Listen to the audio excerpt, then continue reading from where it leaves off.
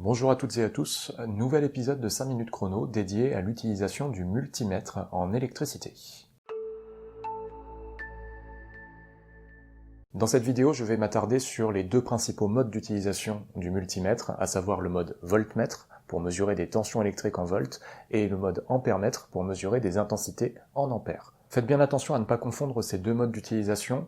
Dans tous les cas, tout au long de cette vidéo, il y aura un petit encadré noir en haut pour bien indiquer si je suis en mode voltmètre ou en mode ampèremètre. Alors voici les deux bornes à utiliser pour le voltmètre, c'est la borne V et la borne COM. La borne V doit être proche du plus du générateur, la borne COM proche du moins du générateur.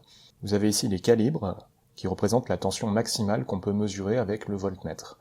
Par défaut, on le met sur 20 volts, ça veut dire qu'on peut mesurer jusqu'à 20 volts, mais on peut descendre à 2 volts si besoin, si jamais on constate que la tension ne dépasse pas 2 volts. Ça permet de gagner en précision. Alors prenons l'exemple de ce circuit électrique avec un générateur, une lampe et un interrupteur, et on s'intéresse à la tension aux bornes de la lampe. Un voltmètre se branche en dérivation par rapport aux bornes du dipôle dont on souhaite mesurer la tension électrique. Du coup, il faut relier les bornes V et COM aux bornes de la lampe. Et puis après, on règle sur le calibre 20 volts pour commencer, et on voit qu'on a une tension de l'ordre de 12,12 volts. Pour noter notre mesure, on va écrire U égale 12,12 volts. U, c'est le symbole de la tension électrique, et le V, ça représente les volts, c'est l'unité de la tension électrique. C'est important de préciser l'unité quand on note une mesure. Maintenant, si on veut mesurer une intensité, on n'utilise pas tout à fait les mêmes bornes. On utilise la borne 10 A, proche du plus du générateur, et toujours la borne COM, proche du moins du générateur. On peut potentiellement utiliser la borne milliampère, mais c'est assez rare, on a plutôt tendance à utiliser les bornes 10 A et COM. Au niveau des calibres, on les voit, ils sont ici, près de là où il y a marqué A pour ampère. Donc nous, on va plutôt utiliser le calibre 10 A, vu qu'on utilise la borne 10 A. Mais il faut savoir que si on utilise la borne milliampère, il y a d'autres calibres qui permettent de gagner en précision.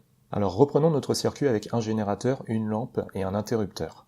Quand on mesure une intensité en ampères, en fait on mesure une grandeur qui a un rapport avec la vitesse à laquelle circulent les charges électriques dans le circuit. Donc contrairement au voltmètre qui se branchait en dérivation, l'ampèremètre doit être inséré dans le circuit. C'est une sorte de radar qui va mesurer la vitesse, pour faire simple, des charges électriques. Donc avant de modifier le circuit, on éteint le circuit pour plus de sécurité, parce qu'on va débrancher des fils, et on va insérer notre ampèremètre entre la lampe et l'interrupteur par exemple. Donc on rentre dans le 10 A, on sort par la borne COM, et comme ça notre circuit est bien modifié. On se place sur le calibre 10 A, et puis on peut allumer pour mesurer enfin l'intensité du courant en ampères. Pour noter cette mesure, on va noter grand I égale 0,24 ampères. I, c'est le symbole de l'intensité du courant électrique, et puis le grand A, ça veut dire ampère, donc c'est l'unité de l'intensité du courant. Voilà ce que je peux vous dire sur l'utilisation du multimètre en électricité, à la fois pour mesurer des tensions en volts, donc le mode voltmètre, et puis pour mesurer des intensités en ampères, donc le mode ampèremètre. J'espère avoir été clair, et je vous dis à bientôt pour une prochaine vidéo. Ciao!